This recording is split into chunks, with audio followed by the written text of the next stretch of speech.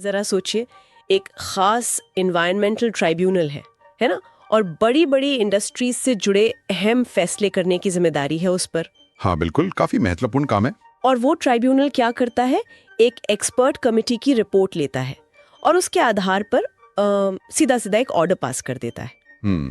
अब सोचिए, जिन इंडस्ट्रीज पर उस ऑर्डर का सीधा असर पड़ रहा है, वो अगर कहें कि भाई हमें तो उस एक्सपर्ट रिपोर्ट को देखने या मतलब उस पर अपनी बात रखने का मौका ही नहीं मिला, तब? हाँ, ये तो गड़बड़ है। तब क्या होगा? यही सवाल है कि क्या एक्सपर्ट कमेटी की राय सिर्फ एक सलाह है, एक गाइडेंस, या फिर कुछ और? या अदालत उसे बिना ठीक से जांचे परखे, बिना दूसरी पार्टी को सुने, बस जस का तस मानकर अपना फैसला सुना सकती है? ये एक पेचीदा सवाल है। बिल्कुल। और हाल ही में ना सुप्रीम कोर्ट ने इसी पेचीदा सवाल पर कुछ रोशनी डाली है। तो चलिए जरा इस मामले की गहराइयों में उतरते हैं। हाँ, देखते हैं कोर्ट ने क्या कहा। तो कहानी यूं है कि मामला सुप्रीम कोर्ट तक पहुंचा। ये जुड़ा था नेशनल ग्रीन ट्रिब्यूनल, जिसे हम एनजीटी कहते हैं। हाँ, एनजीटी। उसके कुछ निर्देशों से, और ये निर्देश थे Singrauli super thermal power station और कुछ दूसरी इंडस्ट्रियल यूनिट से संबंधित। अच्छा, सिंगरौली वाला मामला। हाँ, असल में हुआ ये था कि एनजीटी ने एक एक्सपर्ट कमेटी बनाई थी। काम था पर्यावरण प्रदूषण से जुड़े मुद्दों को देखना।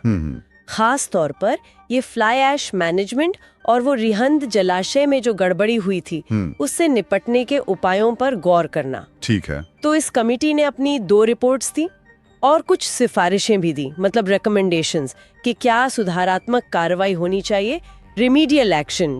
और एनजीटी ने क्या किया, इन्हीं रिपोर्ट्स के आधार पर वो निर्देश जारी कर दिए। अच्छा, सीधा रिपोर्ट के आधार पर? हाँ। लेकिन यहीं पर जो पावर स्टेशन और दूसरी कंपनियां थीं जो अपीलेंट्स बनकर सुप्रीम कोर्ट गईं, उन्होंने कहा कि भाई एनजीटी की कार्रवाई तो एक जुडिशियल कार्रवाई है। हाँ, अदालत की तरह। बिल्कुल, लिहाजा इसमें नेचुरल जस्टिस यानी कुदरती इंसाफ के जो सिद्धांत हैं वो तो लागू होने चाहिए।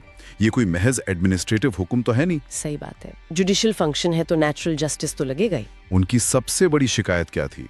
शिकायत ये कि एनजीटी ने एक्सपर्ट कमेटी की रिपोर्ट मिलने के बाद उन्हें, यानी जिन पर उन निर्देशों का असर पड़ने वाला था, उस रिपोर्ट पर अपनी बात रखने का, अपनी आपत्ति जताने का कोई मौका ही नहीं दिया। कोई मौका नहीं।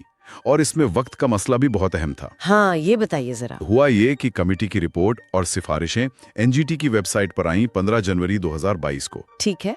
और ताज्जुब की बात ये कि एनजीटी ने सिर्फ 3 दिन के अंदर 18 जनवरी 2022 को उसी रिपोर्ट को आधार बनाकर अपने निर्देश जारी कर दिए। अरे बाप रे, सिर्फ 3 दिन। हाँ, अब आप ही सोचिए, 3 दिन में कोई पक्ष इतनी टेक्निकल रिपोर्ट को कैसे पढ़ेगा, कैसे समझेगा और कैसे उस पर अपनी डिटेल्ड आपत्तियां तैयार करेगा? नामुमकिन है। ये तो बिल्कुल ही कम वक्त है। टेक्निकल रिपोर्ट्स होती हैं ये। बिल्कुल। तो यहीं पर पेच फंस गया। अपेलेंट्स ने कहा कि ये तो नेचुरल जस्टिस का सरासर उल्लंघन है, हमें तो सुना ही नहीं गया। हाँ, ऑडियो अल्ट्रम पार्टेम का सिद्धांत। हाँ वही, दूसरे पक्ष को भी सुनो, उसे तो जैसे नजरअंदाजी कर दिया गया। अब हर इंडस्ट्री के लिए वो सिफारिशें कितनी वाजिब है, कितनी नहीं, इस पर तो कोई सुनवाई ही नहीं हुई। बिल्कुल। और देखिए, सुप्रीम कोर्ट ने अपेलेंट्स की इस दलील में वजन पाया। कोर्ट ने इसे माना। अच्छा? हाँ, कोर्ट ने अपने फैसले में साफ तौर पर कहा कि एनजीटी ने कमेटी की सिफारिशों को सीधे सीधे रिमीडियल एक्शन, मतलब सुधार के उपाय के तौर पर अपना लिया, और अपेलेंट्स को न तो उन पर आपत्ति दर्ज करने का मुनासिब मौका दिया, न ही उनकी सुनवाई की। और यहाँ एक दिलचस्प बात ये भी है कि एनजीटी एक्ट 2010 का सेक्शन 19(1) खुद ये कहता है। क्या कहता है? वो कहता है कि भले ही एनजीटी पर सिविल प्रोसीजर कोड के सख्त नियम लागू न होते हों, लेकिन उसे नेचुरल जस्टिस के सिद्धांतों का पालन करना ही होगा। ये कोई छूट नहीं है, ये जरूरी है। अच्छा, यानी कानून में ही ये साफ लिखा है कि आप नेचुरल जस्टिस को अनदेखा नहीं कर सकते, भले ही आपकी प्रक्रिया थोड़ी अलग हो। एग्जैक्टली। और कोर्ट ने इसी बात पर जोर दिया। कोर्ट ने कहा कि एक्सपर्ट कमेटी की सिफारिशें एनजीटी पर बाध्यकारी, मतलब बाइंडिंग नहीं होती। बिल्कुल नहीं। बाइंडिंग नहीं होती। नहीं, वो सिर्फ मदद के लिए होती हैं, एक इनपुट की तरह, ताकि ट्राइब्यूनल सही जानकारी और समझ के साथ अपने आजाद फैसले पर पहुंच सके। वो रिकमेंडेशंस महज सलाह हैं, फैसला नहीं। मतलब कमेटी सिर्फ सलाह दे सकती है, हुक्म नहीं। सही।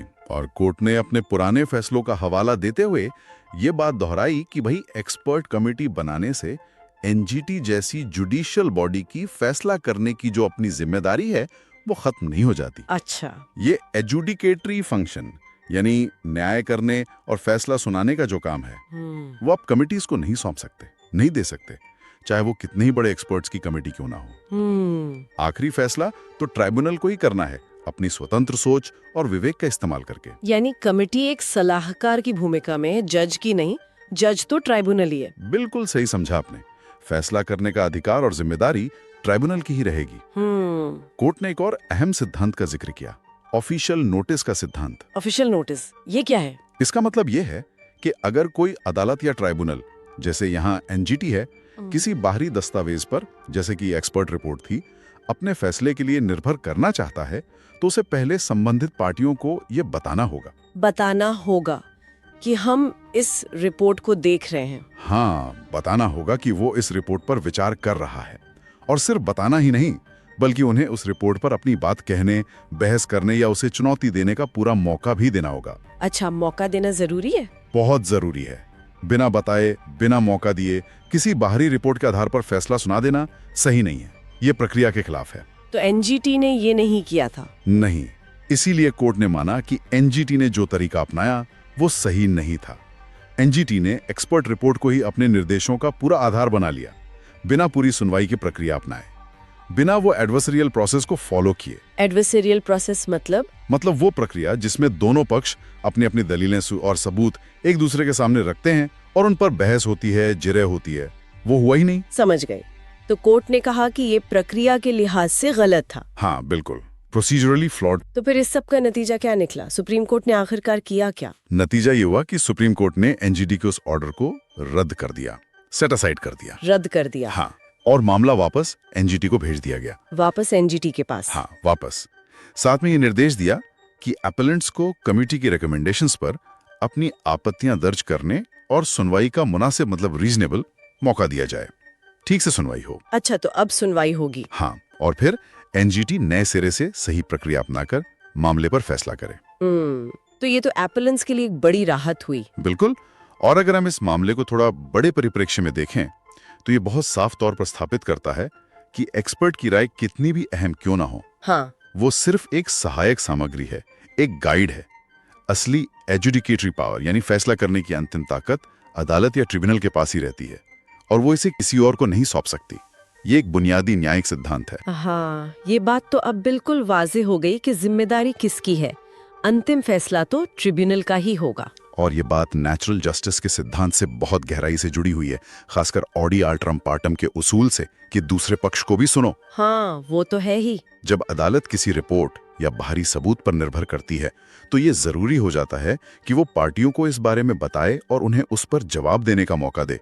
इसी से पूरी न्यायिक प्रक्रिया में पारदर्शिता ट्रांसपेरेंसी आती है। हाँ, और भरोसा भी बनता है और लोगों का भरोसा कायम होता है। अगर ऐसा ना हो तो ये सिर्फ प्रक्रिया की कमी नहीं बल्कि असल में इंसाफ से इनकार माना जा सकता है, क्योंकि पार्टियों को उस बुनियाद को ही चुनौती देने का मौका नहीं मिलता जिस पर फैसला टिका है। अच्छा, इसे थोड़ा और आसान बनाते समझने के लिए, जैसे मान लीजिए कोई स्कूल का प्रिंसिपल है। कोई टीचर एक छात्र के खिलाफ शिकायत लेकर आता है, पूरी रिपोर्ट देता है कि छात्र ने ये शरारत की। अब प्रिंसिपल टीचर की बात पर यकीन कर सकता है, रिपोर्ट को अहम मान सकता है। हाँ, मान सकता है। लेकिन क्या वो सिर्फ रिपोर्ट के आधार पर इस छात्र को स्कूल से निकाल सकता है? नहीं ना। नहीं, बिल्कुल नहीं। कोई भी बड़ा एक्शन लेने से पहले प्रिंसिपल को उस छात्र से बात करनी होगी, उसका पक्ष सुनना होगा, है कि नहीं? जरूर सुनना ही पड़ेगा। टीचर की रिपोर्ट जरूरी है, पर आखिरी फैसला प्रिंसिपल का होगा, वो भी छात्र को सुनने के बाद।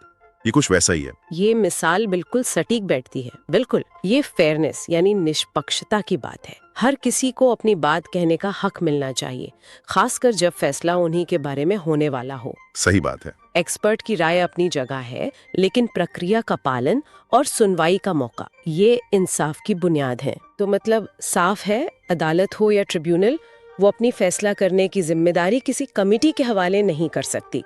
प्रक्रिया का पालन तो करना ही होगा। वैसे इस पूरी जानकारी और विश्लेषण के लिए थैंक्स टू indialegal.ai। बिल्कुल, प्रक्रिया सर्वोपरि है। तो ये जानकारी उन लोगों के लिए काफी काम की हो सकती है जिन्हें कभी ऐसी स्थिति का सामना करना पड़े जहां एक्सपर्ट रिपोर्ट शामिल हो। जानना जरूरी है कि उनके अधिकार क्या हैं। हाँ बिल्कुल, खास तौर पर वकीलों के लिए ये जानना और याद रखना बहुत अहम है। उन्हें हमेशा नेचुरल जस्टिस के सिद्धांतों के पालन पर जोर देना चाहिए। उन्हें ट्रिब्यूनल से रिपोर्ट देखने, उसे समझने और उस पर विस्तार से आपत्ति जताने के लिए पूरा और वाजिब वक्त मांगना चाहिए। ये नहीं कि 3 दिन दे दिए। हाँ, वाजिब वक्त। वाजिब वक्त ये दलील दी जा सकती है कि भाई ये टेक्निकल मामला है, हमें इसे समझने के लिए अपने एक्सपर्ट से सलाह लेने के लिए वक्त चाहिए। जल्दबाजी में इंसाफ नहीं हो सकता। और अगर ट्रिब्यूनल फिर भी वक्त ना दे या रिपोर्ट पर आपत्ति सुने बिना ही फैसला सुनाने लगे, तब क्या? तो उस प्रोसीजरल लैप्स को यानी प्रक्रिया में हुई उस कमी को चुनौती दी जा सकती है, जैसा कि इस मामले में हुआ।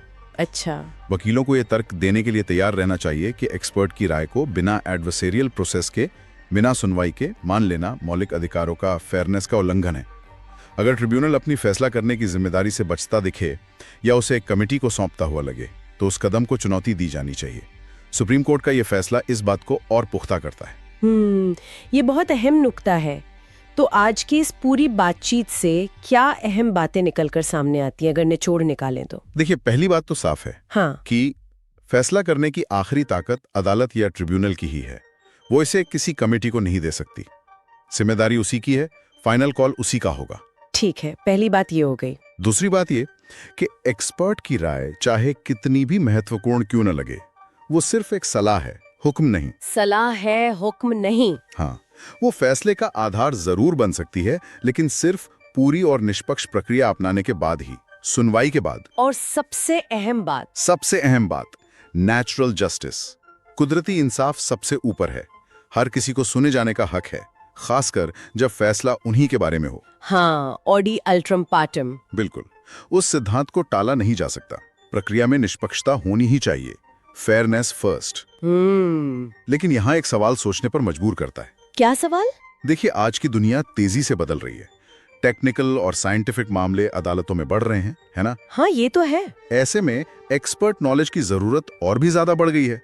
तो सवाल ये उठता है कि हम अदालती फैसलों में फेयरनेस यानी निष्पक्षता और एक्सपर्ट इनपुट के बीच सही संतुलन कैसे बनाए रखें। हाँ, ये तो मुश्किल सवाल है। हम एक्सपर्ट्स की राय का सही इस्तेमाल कैसे करें बिना नेचुरल जस्टिस के सिद्धांतों से समझौता किए? ये एक बड़ा और अहम सवाल है जिस पर लगातार सोचने और काम करने की जरूरत है। कैसे बैलेंस करें? वाकई ये एक बहुत जरूरी सवाल है जिस पर गौर करना होगा। बैलेंस कैसे बने, ये देखना होगा। उम्मीद है आज की ये बातचीत आप सबके लिए जानकारी भरी और उपयोगी रही होगी और इस जटिल मुद्दे को समझने में कुछ मदद मिली होगी। उम्मीद तो यही है। अपना बहुत ख्याल रखिएगा। जल्द मिलेंगे एक और नए विषय के साथ, कुछ और नई जानकारियों के साथ। इजाजत दीजिए।